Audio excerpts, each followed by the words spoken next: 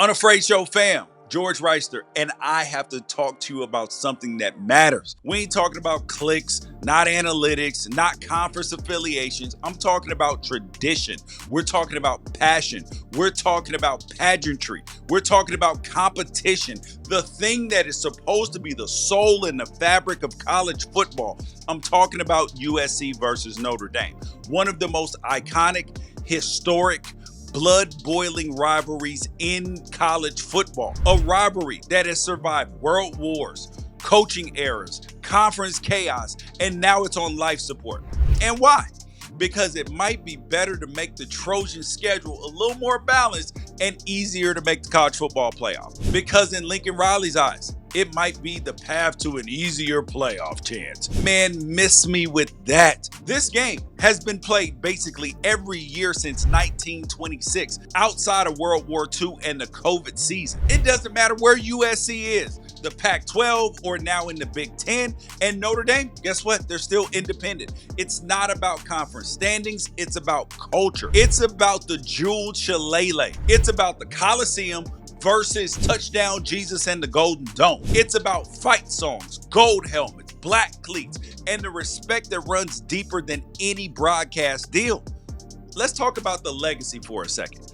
Do you remember the Bush Push? 2005, South Bend, fourth quarter. Matt Leinart gets stopped at the 1. Reggie Bush, at that point in time, illegally shoves him into the end zone. Chaos, controversy, legendary. Now, you don't get that from flex scheduling. You don't get that from rotating matchups. You get it from showing up year in, year out, and saying, we don't care what the rankings say.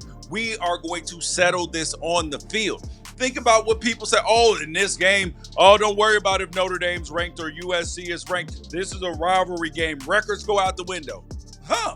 Oh, I thought it wasn't different. Exactly. And here's the truth. I'm an Oregon guy. We don't have tradition like Notre Dame and USC. Our tradition is change. It's innovation, speed, swag. But let me be real. What if Oregon was trying to be USC? It wouldn't work. Just like if Penn State started doing 4 whiteout games a year, it wouldn't feel special. Or if they start putting names on the back of the jerseys. Tradition matters. And when you start chopping at the roots, the whole tree dies. Now, I get it. The college football playoff is expanding, which I was in favor of. Metrics like strength of schedule, quality losses, all of them in play. And Lincoln Riley is probably sitting in some meeting saying, well, why should we risk a brutal game against Notre Dame and play a full Big Ten slate? Look at what Alabama did. Yep, I have criticized that, their scheduling. I've criticized anybody who's won a national championship or is a big dog in college football and won't schedule properly. Makes me sick. It's disgusting. But you know what? I get it strategically. But strategic ain't the same as right. And you might win a few more games. Yeah, you might make it into the playoff. But at what cost? What cost? You're not just tweaking your schedule. You are erasing your identity. USC is USC because of this rivalry, because of those games, because of Anthony Davis, Carson Palmer, Matt Barkley, Ronnie Lott, Reggie Bush. It's because of Notre Dame coming into LA with Tim Brown, Lou Holtz, and that play like a champion swagger. This ain't just another game. This is a measuring stick.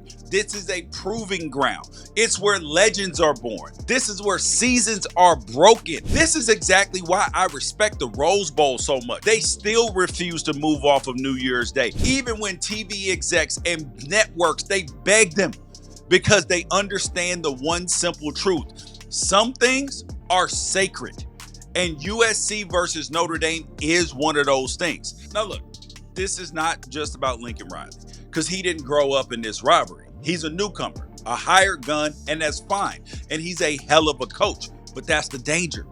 Because when people don't come from the cloth, when they don't understand what these rivalries mean in their bones, they treat them just like another line item on the schedule. And when that happens, you lose what makes college football different than the pros. This ain't the NFL. We don't just need everybody playing everybody for just the sake of it.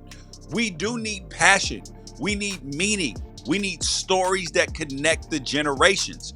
USC versus Notre Dame. That's not a game.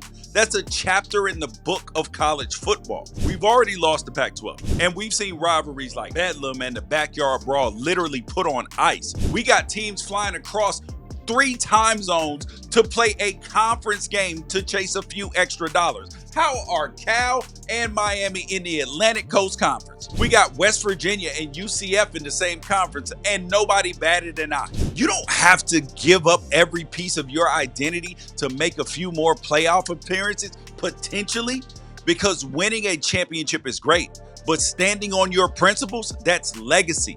And like I said before, what good is it to gain the whole world if you lose your soul? I know where I stand. Save the rivalry. Keep USC versus Notre Dame. And let's stop trading soul for strategy.